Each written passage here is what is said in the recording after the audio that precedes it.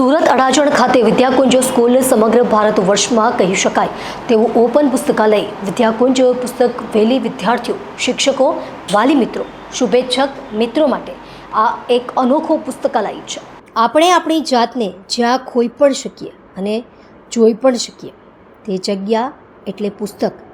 Vidyakunj green પુસ્તક વેલી વિહાર એક અનોખું પુસ્તકાલય, એક અનોખો અનુભવ કરાવતું પુસ્તકાલય, જેમાં કુદરતી વાતાવરણને ખોળે બેસીને જ્ઞાન અર્જિત કરવાનું માધ્યમ અને કાળઝાળ ગરમીમાં ઠંડકનો અનુભવ કરાવતું સુરતનું અનોખું પુસ્તકાલય વિદ્યાકુંજ ગ્રીન પુસ્તક વેલી વિહાર એટલે પ્રાકૃતિક પુસ્તકાલયમાં ગાર્ડનમાં હરિયાળી અને કુદરતી સાનિધ્યમાં પક્ષીઓના કલરવ વચ્ચે મન શાંત રાખે એવા વાતાવરણમાં જેટલા પુસ્તક પ્રેમી એવા બાળકો, યુવાનો તથા શિક્ષકો વાંચનમાં થાય છે તરબોળ।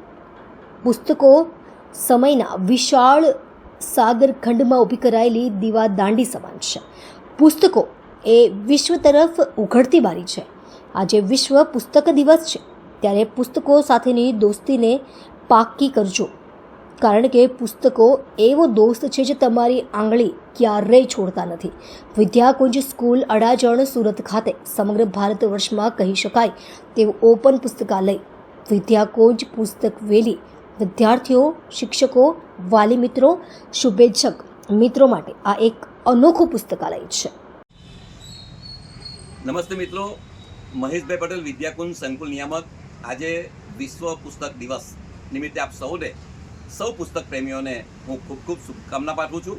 મિત્રો, પુસ્તક સાથે મૈત્રી, પુસ્તક પડબ, પુસ્તક સાચો મિત્ર એવા નિબંધો અનેકવાર લખાયા હશે, પરંતુ આજે એક પ્રશ્ન મને હંમેશા થાય કે આપણે શું પુસ્તક સાથે સાચી મૈત્રી કરી છે?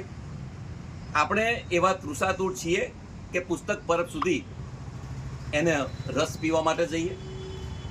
તો કદાચ જવાબ આવશે ના। વિદ્યાકુંજમાં એક અનોખો પ્રયોગ અમે કર્યો છે। વિદ્યાકુંજની પુસ્તકાલયને અમે ઓપન પુસ્તકાલય તરીકે કાયમ માટે ખુલ્લું મૂક્યું છે, અને તેમાં પણ તમે જોઈ શકો છો કે ગ્રીન વેલીમાં એટલે પુસ્તક વેલી અહીંયા અમે તૈયાર કરી છે, અને પુસ્તકો વેલીના સ્વરૂપે આજે હેંગિંગ થઈ રહ્યા છે, લટકી રહ્યા છે।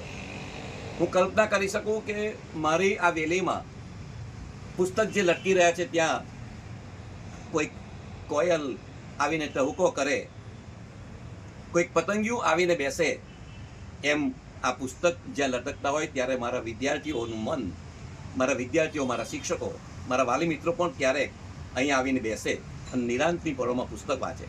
પુસ્તક સાચા અર્થમાં જીવનની દીવાદાંડી છે, સાચો માર્ગદર્શક છે, ત્યારે પુસ્તકોનું વાંચન થવું જોઈએ। પુસ્તકો આપણને આત્મવિશ્વાસ આપે છે, પુસ્તકો આપણને સાચી દિશા આપે છે અને જીવન જીવવાની કળા આપે છે। આજે ફરી એકવાર વિદ્યાકુંજ પરિવાર તરફથી હું સૌને પુસ્તક દિવસની